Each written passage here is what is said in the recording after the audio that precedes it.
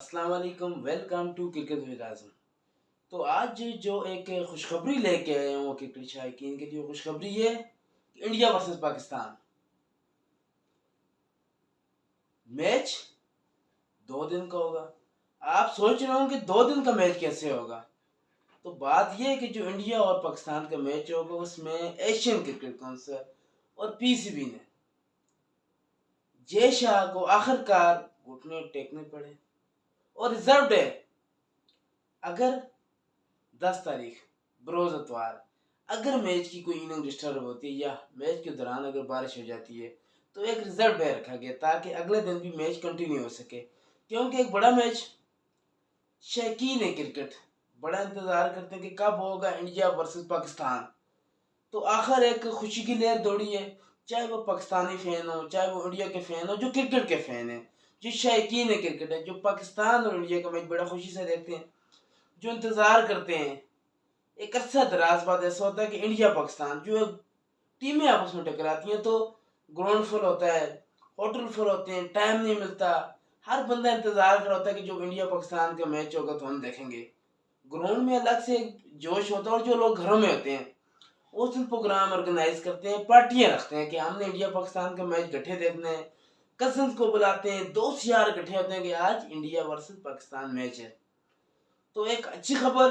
شاہد افریدی کا وہ ٹویٹ کام کر گیا جس میں انہوں نے کہا کہ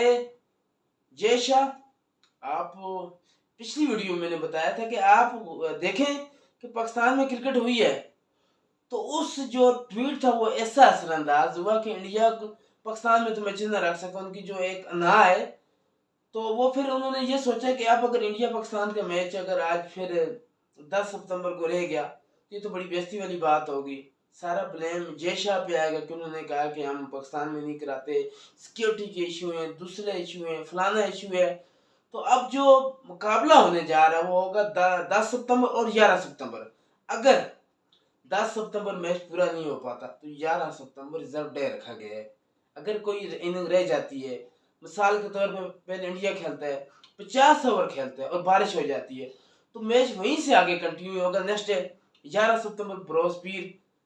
تو کولمبو میں اب کرکٹ شائقین کے لیے ایک بڑی خبر ہے کہ اب جو میچ ہوگا وہ پورا ہوگا، چاہے پاکستان جیتے چاہے انڈیا جیتے، فرق نہیں پڑتا، لیکن جو مین چیز وہ یہ ہے کہ میچ اب پورا ہوگا۔ یہ ایک بہت بڑی خوشخبری ہے، یہ کرکٹ لور کے لیے خوشخبری ہے، یہ پاکستان کے لیے خوشخبری ہے، یہ انڈیا کے لیے خوشخبری ہے، اس کے علاوہ براڈ کاسٹر کے لیے بھی خوشخبری ہے، کیونکہ جو ایک امید ہار گئے تھے جو شائقین کرکٹ تھے ان کی عدم دلچسپی ہو گئی تھی کہ کیا ہم نے پیچھے بھی گئے، بارش ہوئی، میچ ہمارا رہ گیا، ٹکٹ کروائے، خرچہ کیا،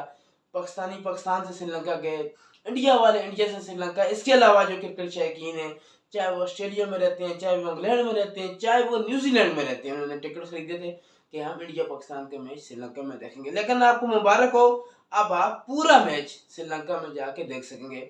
تو ایک اچھی نیوز تھی، گڈ نیوز تھی، یہ آج کی بہت بڑی خوشخبری تھی کہ اب جو میچ ہوگا وہ پورا میچ ہوگا، وہ ہوگا سری لنکا کے کرکٹ گراؤنڈ کولمبو میں۔ تو انشاءاللہ اب جو سپر 4 کا پاکستان کا دوسرا میچ ہے ورسز انڈیا تو ہوگا 10 تاریخ، اور ساتھ ایک ریزرو ڈے کے ساتھ 11 تاریخ بھی بیچ میں شامل ہے۔ تو انشاءاللہ ایک بڑا میچ ہوگا، تو آپ سب تیار ہیں، انڈیا آپ بھی تیار ہیں، کیونکہ آپ نے فیس کرنا ہے پاکستان کی فاسٹ بولر کو۔ تو بولر کی بات کریں شہین شاہ افریدی، حارث رؤف اور نسیم شاہ۔ تو اگین کیا پاکستانی